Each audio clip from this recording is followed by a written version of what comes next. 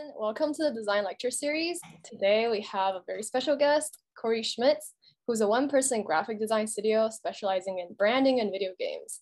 His clients include PlayStation, Ubisoft, Square Enix, Riot Games, and Oculus. He also works on album covers and gig posters, as well as dabbling in photography and zine making. Cory, we're so excited to have you with us today, and without further ado, please take it away. All right. Okay. Can you see my screen? Is that all good? Okay. Yeah. Oh, it's showing the little, do you see the little video bar down there looping? Yeah, I can see that. Oh, damn it. Sorry. Sorry, this is my first time using Keynote, so I'm getting used to it. But I had a lot of fun using Keynote. It's actually pretty good software. So, but yeah, I might have had too much fun with some of the animations in here, so excuse me. But yeah, first of all, thanks everyone for coming and attending this talk. I don't really do talks very often, so it's kind of a special occasion. But yeah, I'm hoping that there's some interesting insight in here that you can glean. So yeah, I'm Cory Schmitz, and this is how I work on logo projects. And you can follow me on Twitter and stuff at Cory Schmitz, and my portfolio is coryschmitz.com. So a bit of background about me. I got my BFA at Cornish College of the Arts in Seattle in 2010. After that, I worked at an ad agency for a year. And then I went freelance to focus on video game related projects. So there's my old school. This is my old computer setup back in like 2008 at my apartment. And here's my senior project prep for my BFA. So I made a video game magazine as my final project. At that time, I didn't really know exactly what I wanted to do when I graduated. I was still kind of like finding myself as a designer, I guess. I liked logos, but I hadn't really worked with them. But I had an appreciation, for a well-done logo. I always admired that. So, but at that time, all I knew was I really loved games. And I also really loved magazines, which were still a thing back then. I guess they're not really anymore in a traditional sense. So I just blended those two things and made a game magazine. And yeah, it was called EXP. And this is like my little booth at the senior gallery thing. And here's a really crappy iPhone 3G shot video of my first iPad of some of the spreads. So I had, I put out a call for art, people to contribute art, and I asked some people if they wanted to do interviews, and then I did all the layout. So yeah, it was actually turned out to be fairly successful in terms of creating some buzz online. Back then, there wasn't a ton of stuff like that. There was this really cool French magazine called Amusement that had really beautiful illustrations in their articles. It was kind of like a video game fashion magazine, if there was Vogue for games, and it was really great. And I had a few issues of that, and that really inspired me. So I wanted to make something in a similar vein, kind of paying tribute to the artistic side of games and the culture of games, but not in like a embarrassing way, like so many game magazines were back then. And yeah, so I would put out examples of spreads on my Twitter, and actually a few game blogs picked it up, and that was really huge for me. And it led to some people in the industry reaching out to contribute art. So I had some people from Cappy Games, who I really admired, contribute some pieces, and that led actually to a lot of connections in the industry in the future for me. So after that, I followed it up with a second one. I changed the name to the controller because I made a friend with someone who also had a magazine called EXP, and so I guess I wasn't as special as I thought I was. But yeah, I did a Kickstarter for the second one, and that was way back at the beginning of Kickstarter, kind of, and it wasn't too oversaturated like it is now. So it wasn't too hard to raise some money for the print run. And the controller is basically the same thing. It's a little bit more professional looking than EXP, I guess. But yeah, I wasn't really looking to make money on it or anything. It was just more about putting it out there and just feeling like I had a nice completed project. So after I quit the design agency, I went freelance, and it was a pretty big leap of faith. I was pretty nervous, and luckily though, I had a project I was working on the side. I was freelancing for this game, Sound Shapes. So when I quit, I worked full-time freelance on that for a few months. So I moved to Canada and worked on this game. And it was kind of a really unbelievably great first freelance project, because I was the only graphic designer on the team, and so I made like the main character model and all the icons and the menus and all this stuff that I hadn't really trained for. The box art, the logo. So it was like a trial by fire, kind of, and it was really fun and lucky. And yeah, I met these people because they liked my video game magazine. So it was just a really cool connection. And the game was really good too. It got a lot of good reviews.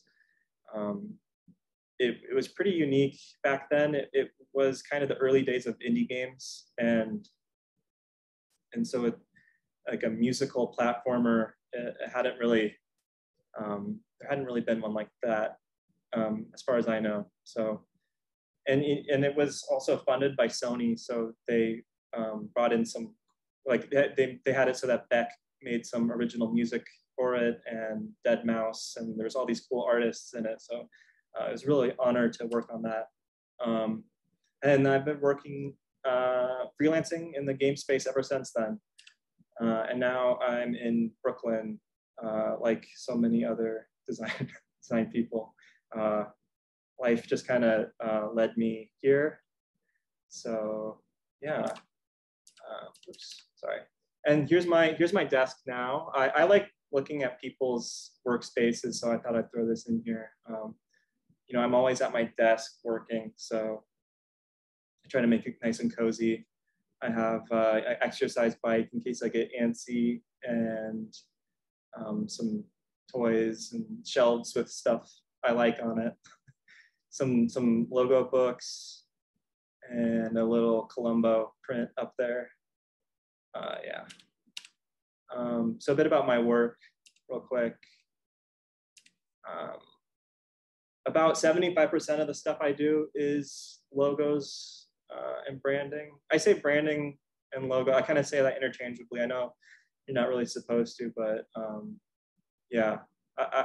I think of branding as anything beyond a logo that's visual for a company. So it's probably not the right way of saying it, but just whatever. And then I also do album artwork, gig posters, zines. I really liked, I took a risograph class a couple years ago, and I really enjoyed that. And I made a couple risograph zines, fonts, and other stuff. I really appreciate getting to work on stuff outside of logos, because it's a chance to kind of flex other creative muscles. And yeah, like with the gig poster, for instance, it's a bit more like an art project, because there's less rules. You can kind of have a bit more freedom. So I really like mixing it up every once in a while and spicing things up, and not just doing logos all the time. But logos are kind of that's the money maker. And then as far as the logos I work on, they're about 75% video game related. And not just the game logos themselves, but also like logos for publishers, studios, and engines and other stuff. And then I also do other logos too for other domains. I'll run through some of my favorite projects I've worked on. This is for Polygon. This is one of the first big projects I worked on. And I got this project because, first of all, Polygon is Vox Media's video game blog, and it's still doing really well. And I think now it's one of the biggest game websites. And I got this because the founder was the editor-in-chief at an old blog called Joystick, and I made a shirt for them. And they really liked working with me, so they hired me for this, and it was like a really big opportunity. Spector Vision. This one was special because I worked with Elijah Wood and Daniel Noah. This is their genre horror film studio, and they put out A Girl Walks Home Alone at Night and Mandy and a bunch of really other good genre films. And this is one of the first, oh, sorry, it's kind of loud.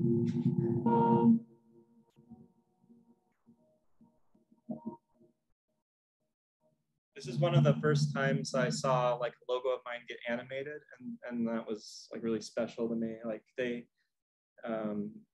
had Shinola, like this really great motion studio, animate it, and Caribou made music for it. So, you know, it's a really prestigious company. Oculus. This is probably the biggest project I ever worked on. And I got this project because the founder really liked or one of the founders, not Palmer Luckey, but one of the other founders really liked the Polygon logo. And so he hired me to work on this. And I worked on it for like a really long time, probably maybe 2 years on this project, off and on. And then at the end, they hired a few other designers, and we all kind of jammed on it for a few weeks and found this logo. And it was a really great experience. And especially Mackie Saturday, he was super instrumental in coming up with the concept and getting it across the finish line. But unfortunately, they're going to ditch the name and the branding apparently next year because it's becoming Meta Quest, Meta something.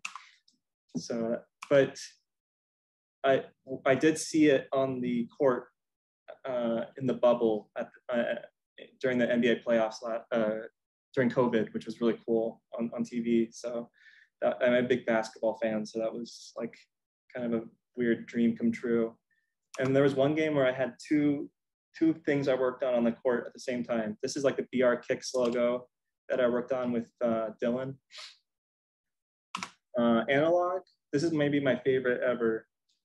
They make really high-end recreations of classic game consoles that are like really top-of-the-line audio-visual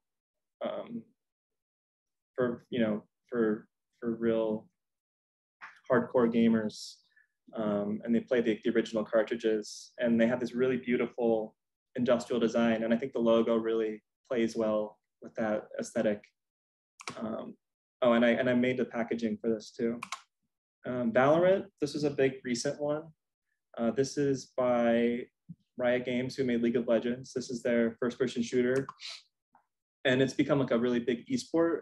And one thing that I really like about this project was, they art directed me, and I made the logo and like a brief style guide, and they took it and they really like elevated it through all the execution. So anytime there's like a trailer or a poster or anything, it's like they just take everything to the next level, and they have like a really good network of designers over there. And I know they hire a lot of external people too, and they do a really good job of delegating that work. And my favorite client, PlayStation, been doing a lot of stuff for them since 2015. I'm in a little group over there. Some of the stuff I've played a small part in: Ghost of Tsushima, God of War, Horizon Zero Dawn, Ratchet and Clank, Shadow Colossus, and a lot more. You know, in a kind of behind the scenes role. But yeah, it's really cool getting to play a small part in those games, because I was a big PlayStation fan growing up. So, you know, kind of a dream come true. And this is my site. If you want to check out more, feel free. There's a lot more stuff on there. So yeah, part 3, logo thoughts. I keep it pretty simple when I'm thinking about logos.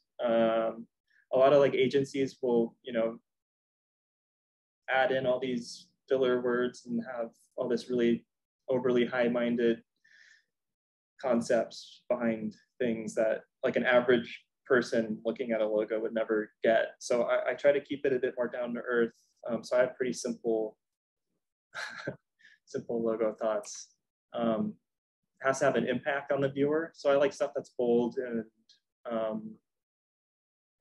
has an impact. It has to be memorable. It's kind of similar. You want it to kind of stick in your head. Communicate the tone of the subject. You know, subject being this, you know, company, studio, the game, the product, to the viewer in a succinct way. So it's a quick read, and there's not a lot of extra fluff.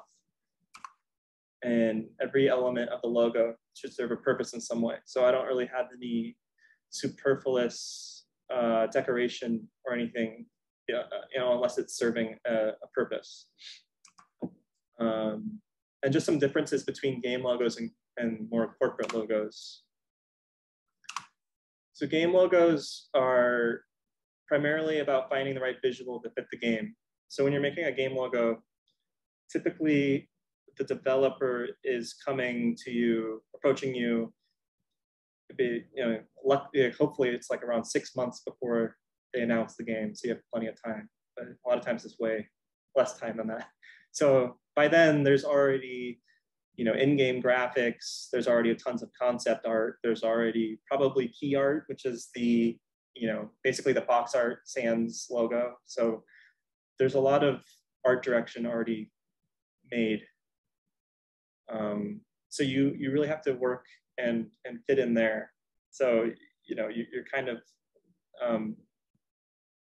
melding there. And because of that, they're more aesthetically driven, because you're matching an art style. And they also tend to be oriented around a logo type rather than a symbol, because, you know, it's the name of the game is what needs to be in the forefront. That's on the box art. That needs to be a quick read. Corporate logos. Oh, sorry, I keep smacking my space bar. I'll do the mouse. Corporate logos should communicate the values and positioning of a company. So they're more conceptual, typically. You know, you're more concerned about the brand voice getting through, the tone coming through in the logo. And they tend to be oriented around a symbol. Obviously, you know, there's lots of corporate logos with a logo type like Google, but I think the goal is kind of like Nike, having your logo just be your name associated with just the swoosh. And they should be as versatile and practical as possible. So, you know, work super small, big, one color, etc. And yeah, so for me, I have also a simple success equation. This is the logo success pyramid. If the logo does a great job representing the subject, if the client is happy with the work, and if I want to put it in my portfolio, then I consider that to be a success, and I'm very happy when that happens. So going a bit deeper into game logos. So yeah, they're, like I said, a bit more stylistically driven and more illustrative. The primary use case is a screen. So, whether that's on Steam or on like PlayStation Network or, on the splash screen of the game, even when you go to the store and you see a game on a printed box art, you're pretty much always gonna have the opportunity to do like a nice full color rendition of the logo. So you don't really quite need to have that same versatility as a corporate logo, because typically all the use cases. But I still like try to make them usable across different use cases. And yeah, like I said, it needs to mesh well with the tone of the game. So here's an example of a logo I worked on recently. This is a game coming out called To Yomi, and it's heavily inspired by like Akira Kurosawa movies and samurai movies. It even has like, the kind of black and white sepia with the film grain and everything and the light bloom. So they needed a logo pretty quickly because they had an announcement deadline. So there wasn't time for a lot of revisions. So I pulled a bunch of reference. I really wanted to like distill that samurai film experience into a logo.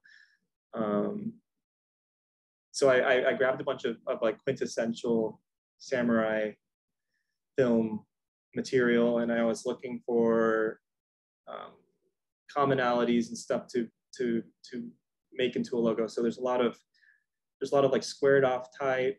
I don't know if you can see my cursor or not. And there's a lot of condensed type, a lot of bold fonts.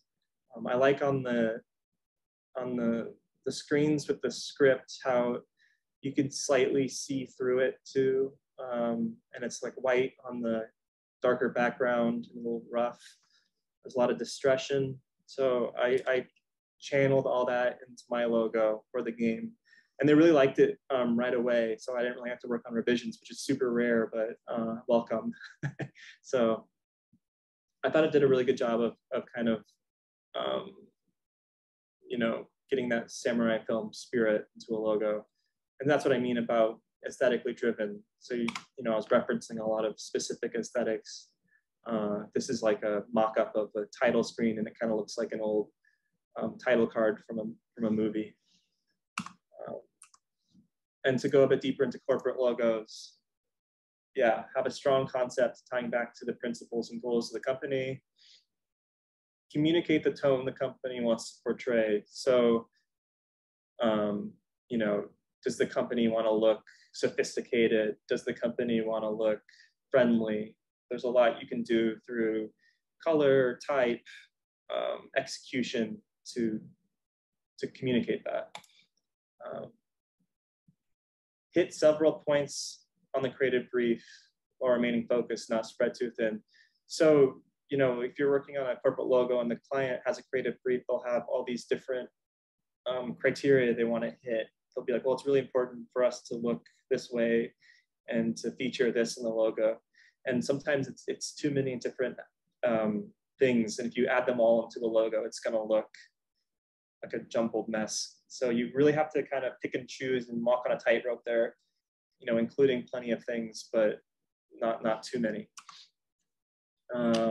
Here's an example of a recent corporate logo that I did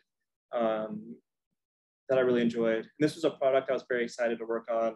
This is a company called Framework, and they're making consumer electronics that encourage you to open them and repair them and replace parts. So the laptop is designed to last basically forever.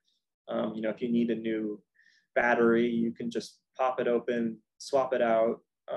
All the parts are labeled. They're all on one flat plane, and it comes with a screwdriver. So it's the kind of thing that like Apple says that's like not physically possible, but this is like just as thin as a MacBook. So mad props to them. The design's really cool, and I love like any kind of product that it's working for like an environmental change. And there's some more shots. So we came up with this gear logo. It's a pretty simple icon, but we're just trying to boil down that experience of using a laptop into a mark. So, you know, gear is kind of a universal symbol for fixing, tinkering, working. And when you soften it, that communicates approachability. So I really feel like we kind of distilled everything into a mark. You know, it's a soft gear, so you're encouraged to tinker. Oculus, similar kind of easy to understand rationale behind the logo. Like the mark is shaped somewhat like the headset. It's an O for Oculus, and it kind of looks like an I. So, you know, easy to understand. It has this big momentous feeling. It looks like you're, you know, about to experience something new. So I felt this was really successful as well. So this is the main part of the talk, getting into some process here. I love staying inspired all the time and looking around and gathering inspiration. So video game graphic design of my childhood and my upbringing is super, super influential to me. Here's some examples of designs that have really inspired me. And this is the kind of thing that, you know, when I was back at art school trying to decide what to do, this is kind of like what led me to pick my final project in the game space, because I love the look of all these designs, I love the feel of them. It's also kind of how I learned about design in the first place, like figuring out that the, you know, Designers Republic made the in-game art in Wipeout, and then they also made all these cool like Warp Records album covers and like UK rave flyers. And you know, I play all these Codemasters games because I love the old like Colin McRae menus, and yeah, just like deep respect for this kind of really specific style. I also keep this Tumblr called quickquick.us, where if I see anything online that I dig visually, I'll post it on there. And I've had this for like 10 years, so it just kind of goes on forever. And it's just cool to have. It's kind of like my taste boiled down to a Tumblr form. So, you know, if I'm working on a project that's has like a really specific callback style, I'll grab a bunch of stuff from here. You know, not necessarily to reference, but just to have it around my like periphery, so I can kind of absorb the vibes and have those around. I also love design books. Like I said before, I collect them. I have a lot of logo books, a lot of old logo books. These are cool because a lot of the stuff hasn't been digitized online yet, so you can flip through these and see a bunch of new stuff you've never seen before. A lot of logos that don't really exist anymore. And I just like flipping through these and getting ideas for like, you know, type concepts that I didn't know were possible before. Just being like, oh, this is a new way to think about, you know, letter forms. So I really like looking through these to get inspired. So about actually starting the project. So I'll absorb the creative brief, and you know, if I have a chance to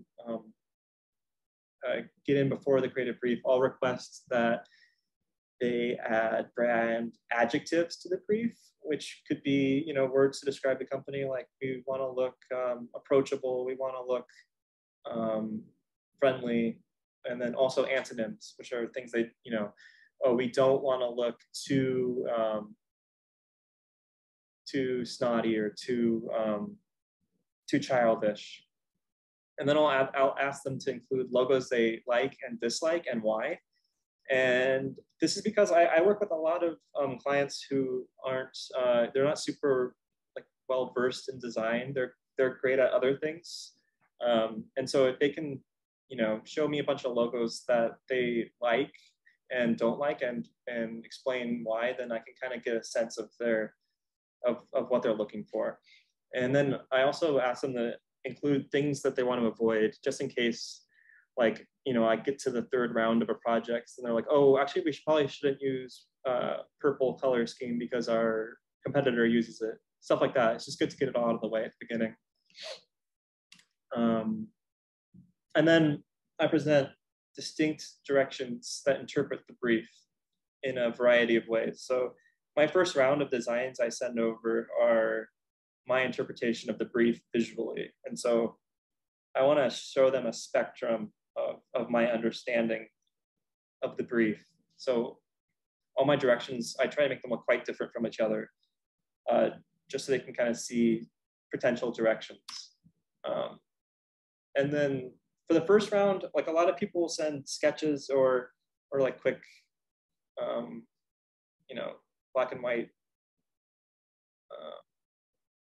doodles and stuff. But I like to make mine look really polished at the beginning, just because, it only takes like 10 minutes to take it from a sketch to make it look professional, because logos are typically pretty simple. So I just flesh them out a little bit more. And that way, if I'm working with someone who isn't, an art director or working in design for a living, so they can kind of see the potential of something without having to use their imagination too much, as they would with sketches. Here's an example of how I work. So this is like, when I start a logo project, I'll have, I just make like a little 1080p Illustrator file, and then I do like a couple ideas in the middle, and then I immediately kind of like burst out in every direction and have like this big free form board where I just use an entire Illustrator document in a really messy way. Other than this, I'm like really organized. Like I have all my subfolders and everything named in a consistent way. But on the first round, I'm really messy, and I kind of like that. It makes me feel free, and like I can just explore and scoot things around and get messy. And yeah, like I come up with little names for the different concepts and group them together. And if if there's two similar ones, then I can combine them, etc. And then so this is me organizing my ideas into a presentation. And I know you're supposed to probably use InDesign to make a deck, but I just use Illustrator because I like having like a grid of artboards and staying in the same program. I feel like I can see everything better and move everything around a bit easier. And I also have like, preset files with all these grids on them, so I can, be efficient and know how big the logo should be in the middle. And then I have like little quadrants and stuff. And some of the things I include, here's like a logo idea, and I'll throw in some notes with my thoughts on the logo. I'll also, I don't know how to animate. So if I have an animation idea, I'll do a little storyboard just so it could, spark something in their imagination too. I'll put on some mock-ups just to show the logo in a key context. This studio didn't make Resident Evil, but it's kind of just like a normal looking game cover, so it did the job. That's No Moon, by the way, is it's a new game studio that's that just got announced recently. I throw in at the bottom, at the end, a contact sheet of the different concepts, so you can see them side by side. Sometimes I'll also put the logo in context of other peers' logos, so they can see how they fit in. If the company is concerned with their positioning. And then also at the end, sometimes I'll throw in some ideas that didn't quite get fleshed out into full concepts, but I thought they might spark something. So I put those at the end too. And then I'll discuss this with them, get their feedback, work on revisions based on the feedback, and trying to find a balance between my tastes and their notes. So if they suggest something that I think is like a really, really bad idea, I'll say,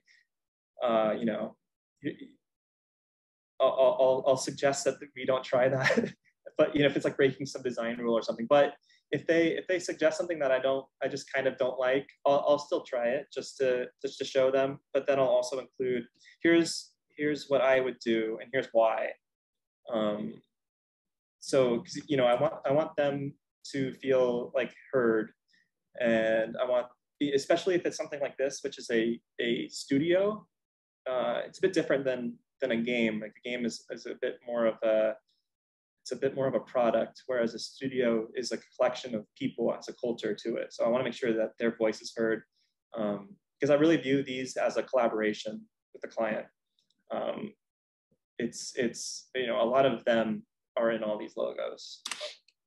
And then I like to get the idea nailed down first, and then focus on refinement on color and type.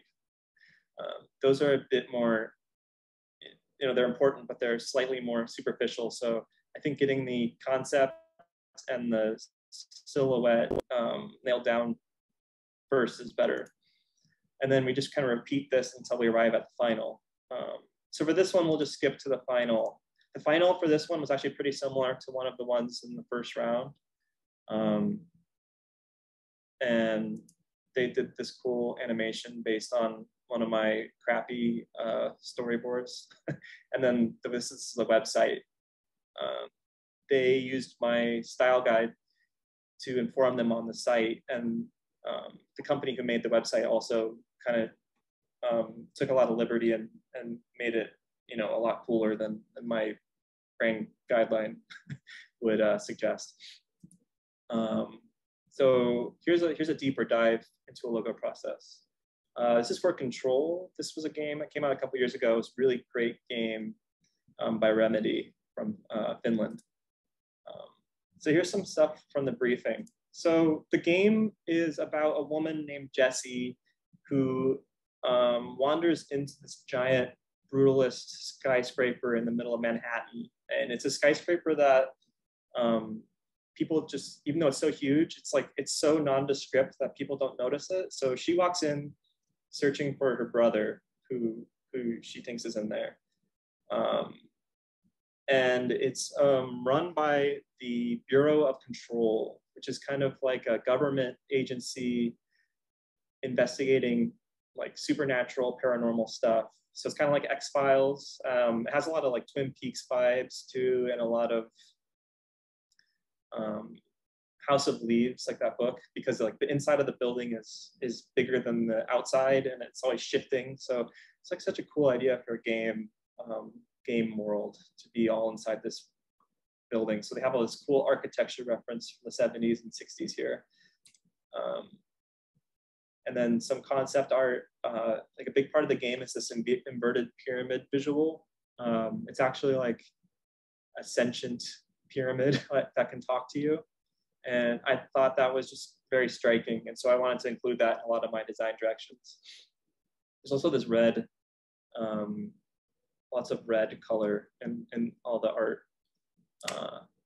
Here's some footage. This isn't exactly what they showed me to start off with, but it's pretty similar. I think this is from the launch trailer, but yeah, it's just really striking look to it. This is what my first round of ideas looked like. Here's my really bad sketches. I don't really draw that much.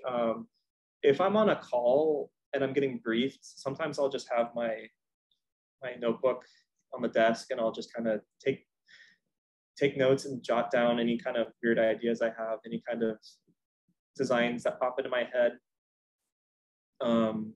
Because I can't really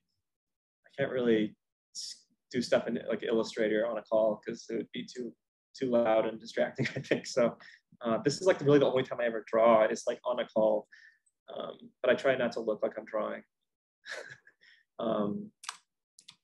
So yeah, I thought it'd be cool to have like a custom logo type for the game, and I thought this like 80s kind of looking Euro style microgramma font that I came up with would be cool. It kind of has like this ominous, like authoritarian look to it that kind of had like a slightly retro feel that I really liked.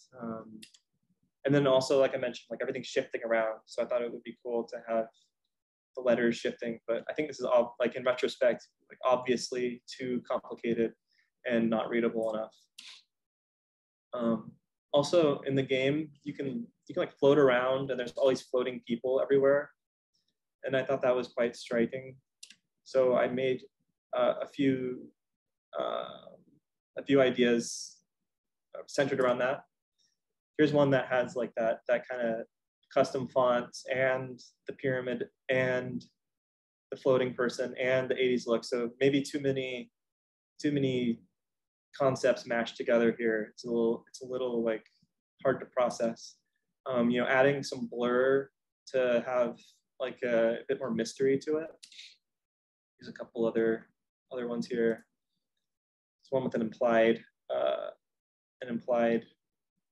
pyramid, and this one is like it's like way too like Stranger Things looking now, but I couldn't resist like this end coming down to form the triangle there.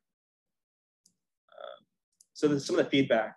So they said it all looked too 80s, too retro. So that was my bad. I, for some reason, thought it was like an 80s inspired thing, but it's actually not. So they said it's more contemporary, even though it's kind of like a mid-century style interiors. And they said the logo should project authority. And they said they want to avoid connotations to nostalgic franchises like Stranger Things and Blade Runner. So that's like really good, well said feedback. I thought I appreciated that, and I think they're totally right. I think leaning on those kind of aesthetics was maybe a bit lazy on my part. You know, trying to evoke something using like a visual from another franchise. And they said that the brutalist architecture is really important, and so maybe exploring some geometric fonts in the logo type. So this is like really great feedback. And you know, I was working with an art director who was way senior to me, and so he had like really good design vocabulary. So this project went really well. So here's round two. So way more simple here, just kind of trying to find some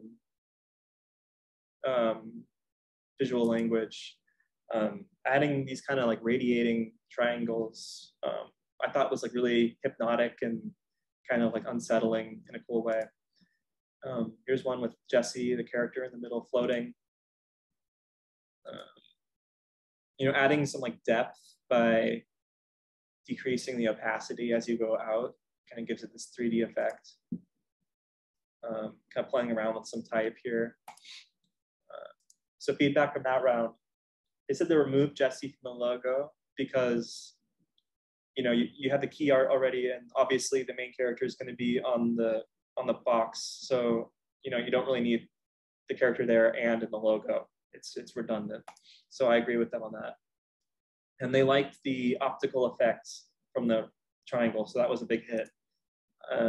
They said to avoid clear genre styles. They want it to look like its own thing. And I like this too. They said they liked it if the logo could be described as off in a good way. So kind of strange and not friendly.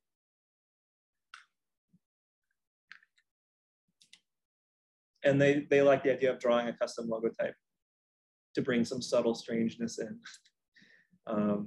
So here's round three. So I was kind of just like mashing up fonts from scratch. So I took a couple fonts and took common elements from them and made like a new font out of them. Here's this one. It's like very clearly inspired by avant-garde, but you know, redrawn from scratch to see if we can find any subtle strangeness here. For a while, I liked this version where it has just the T kind of cut off. I was pushing for that, but in retrospect, I think it's better to have it on both sides, like distributability. Some pyramid ideas of how, to add an element and make it more detailed as you go. So, you start out with the triangle, add some lines, add some depth, add some blur to get depth of field. It's like, and where do we stop along that line? So this is getting kind of close to what we went with. Here's like a monogram idea that didn't really go anywhere. So round 4, the feedback was just kind of keep going down that direction. So here's that, kind of just refining that font. So here, this is kind of interesting. So, typically a font isn't strictly geometric. Like even a geometric font has, the vertical lines are wider than the horizontal lines, just because of how your eye reads it. There's always little optical adjustments. So we thought it would be cool to have it literally just be strictly geometric, which is usually like a typography no-no, but we thought it would add that kind of unease and strangeness to it. So we went forward with that. We really liked that. And then we just made it slightly less bold. So it went from black to bold here. And then the last thing we did was center the little gap between the N and the T, just to add a bit more of that kind of uncomfortable aspect. So it's like directly in the center. And that was the final, yeah. So here's the final lockup. So we brought in that recursive pyramid and paired that with the logo type. And yeah, I thought it just really worked well for the game. And as you can see, the gap between the N and the T just kind of perfectly flows downward into that, the pyramid. They made some like cool jackets, and here's the logo type, super mega huge at like a game expo. They made a lot of like limited edition goods. So this was an instance of the logo being, versatile in our favor, because it was pretty easy to work with. And there's my one of my heroes, Kojima, wearing a shirt. And they even made for the game, like a really cool HBO style title sequence, and it leads to like a really huge logo reveal, and then that goes straight into gameplay. And I was like pretty blown away by how they executed that. And then also when you get to a new area, it shows the area name in like a similar typeface. So I thought they did a really good job of running with my ideas. So yeah, that was Control. And I have some final remarks here. So yeah, I found a nice space in game logos by chance, and I really embraced it. And there wasn't like a lot of strictly game logo people, and I kind of took that advantage of that. There's always a new game coming out like all the time, so there's a lot of design work to be done. So if you can find a niche, like it could be anything. It could be like outdoors stuff, it could be film stuff, it could be esports stuff. Like once you find you can try to specialize in that. If there's lots of design needs, then people will keep coming back to you. And then just some practical stuff here. I just wanted to make sure if you're a freelancer and you're out there, I encourage people to shoot for variety. So,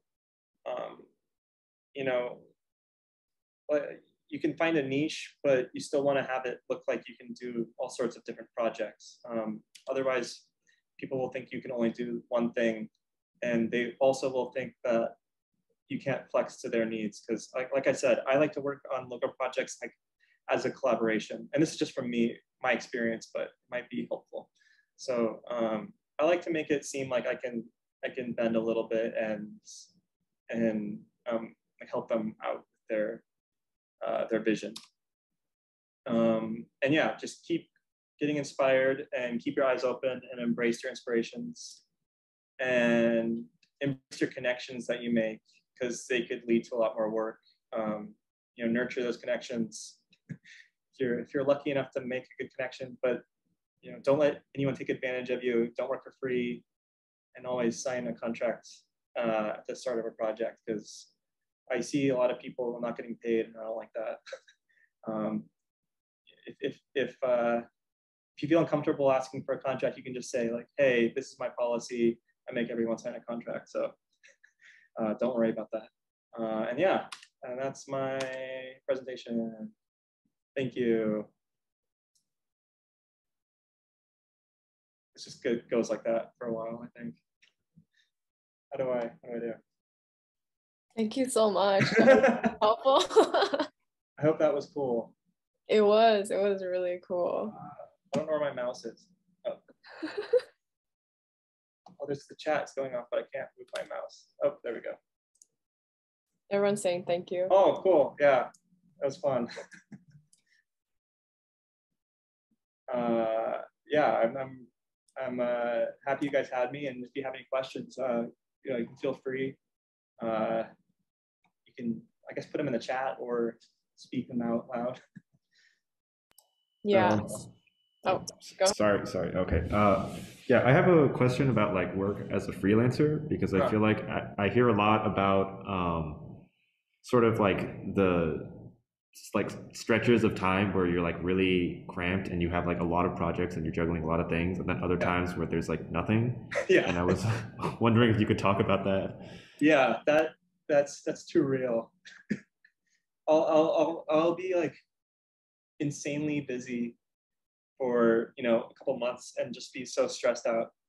I'll finish everything because ideally you have like a couple projects at a time spaced out in a offset, so you're not working on multiple deadlines at the same time. But it never really works out that way. So sometimes I'll be working on tons of stuff and then finish it all at once, and then feel like, oh my god, I have nothing to work on now.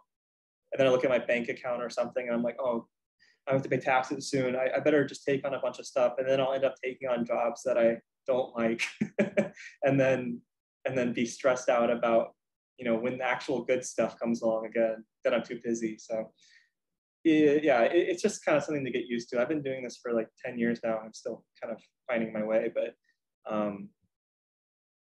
yeah, it's just like adjustments you have to make. And if you're very cognizant of it, and if you're doing well freelancing, you just have to kind of say no sometimes to some projects you don't want to do, and just hope that the better one will come. But I'm pretty lucky in a position to be able to turn down work, but that's just my experience. Yeah, I was actually gonna ask, like, do you have any like tips for like managing stress and projects? But yeah, no, it's tough. I have a lot of like simple things that probably a million people say, but making a list and just knocking down the easy things first, and then just doing it in order like that, I find helps. Trying to stay super organized helps a lot. So when there's a mess around, I feel quite anxious, and if it's clean both in my studio and on my computer and in my emails, I feel a lot better. I'll oftentimes work on one screen and then have a TV show or something on the other screen. I can kind of split my attention that way. That kind of helps calm me down, because I'm also being entertained, so I feel like it's a good use of time. And yeah, just scheduling, keeping a good calendar. And yeah, a lot of clients will also understand if if it's not a super strict deadline, you can say, hey, I'm actually struggling with workload right now. Can you buy me a couple more days? And I think especially nowadays, like mental health is a bit more in the forefront, and I think that's not so much of a no anymore, to just admit that you need some help sometimes. But hopefully it's it gets stressful sometimes, but a lot of times it's more chill. So yeah. Great, thank you. I have more questions, but I think there's more in the chat. Okay. So. Yeah, thank you. Shannon has a question, and she wanted to ask if you would be comfortable sharing your process on creating a style guide. Oh yeah, I could, yeah. I guess can I show that on my screen here? Can you see my screen still? Yeah, we can see it. Okay, let me make sure I don't have any secret information on the screen. I'll show the style guide for the that's no moon, which I showed before. I got their permission to share stuff.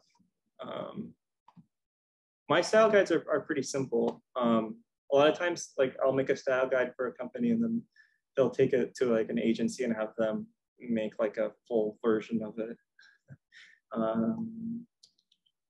Sorry, I'm in my Finder right now. Okay. Can you see that? Yeah. So some stuff I include, a little table of contents, different configurations of the logo. I put in how the logo is constructed just as a bonus, like just so they kind of appreciate the thought behind it. Here's clear space around a logo. So when you're placing it around other artwork, if you don't want anything going in there. Different types of lockups. Here's the clear space for the lockup, like a lockup being a symbol and the logo type together. How to calculate the distance between elements of the lockup, how to determine the clear space. Oh wow, it's really raining outside. Here's color scheme, with hex, RGB, CMYK. If they're doing a lot of print stuff, I'll throw in the Pantone values too. The type that we're using, fonts for headline and body font. I made this key art background for them.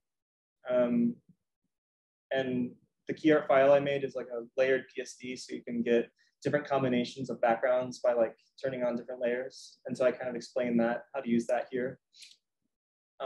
Social media avatar, how to calculate the social media avatar, some color combinations for the avatar that they can use. Here's misuse, so things not to do, like don't, resize different elements. So this is where you get to kind of set the rules. And that's it for this one. So hopefully that was a little bit of insight. Sometimes I do shorter ones, sometimes I do a bit longer ones, depending on the needs of the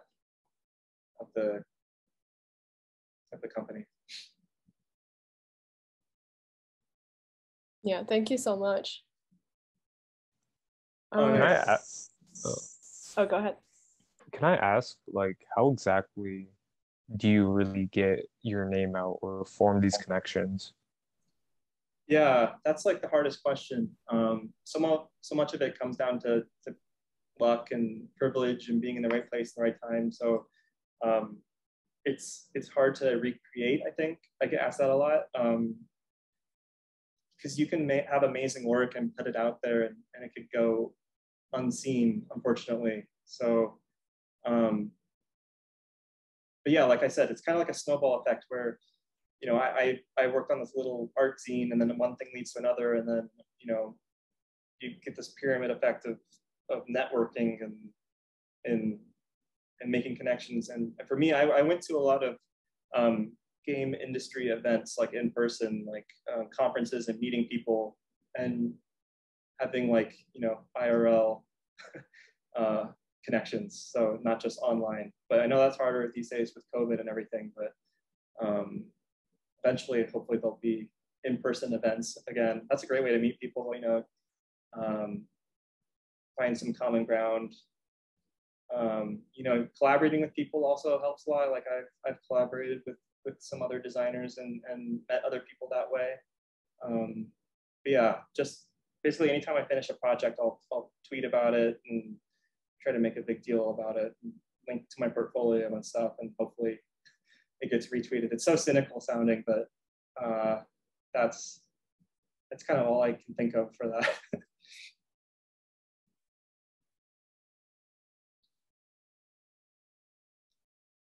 I don't know if anyone else has any questions.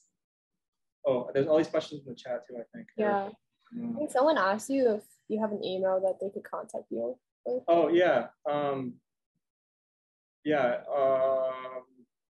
Cory Schmitz at gmail.com. Yeah, feel free, hit me up. It might take me a little while to respond, but I get lots of questions from students and stuff, and I always try to respond. But yeah, it's just my name at Gmail. Feel free.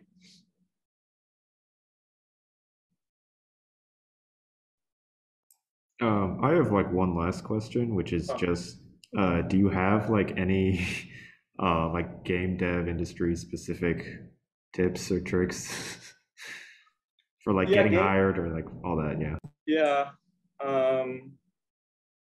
There's a lot of really good job boards in the video game industry. Let me try to think. Trying to remember the name. You know, I'll maybe I'll email later and share those. But yeah, there's lots of job boards, and like I said, in-person events are always good. People are really friendly a lot of times. There's also some not so friendly people, but yeah, going to events, job boards. What else? There's game jams also. Game jams are really fun. Like for instance, there's this thing called Famicase in Tokyo. It's an exhibit they do every year where it's free for anyone to enter. You can just you design a label for a Famicom, which is like the original Nintendo in Japan, like a cartridge, and then they display them in the shop, and then they post them online, and then people do a game jam based off of those concepts. So I know a lot of people get like really cool big games off the ground based on game jam games, and I know there's a lot of like creativity flowing and a lot of connections being made at those. So yeah, maybe see if your city has kind of like a game jams on the calendar, or any kind of meetups, stuff like that. I know it's like it's so difficult these days with COVID though, and everything. It's kind of throwing a wrench into stuff. But yeah, just reach out to people, take a shot. There's really no harm in emailing someone or or tweeting at someone. If they don't want to talk, they can just ignore it. So that's my advice, I guess. Great, thank you. Oh, and the KDA stuff. Yeah, I don't think I can really show anything too much into that. Unfortunately, it's like a little private, but yeah, the logo for that already existed, but I just tweaked it a little bit and then helped with the style guide on that.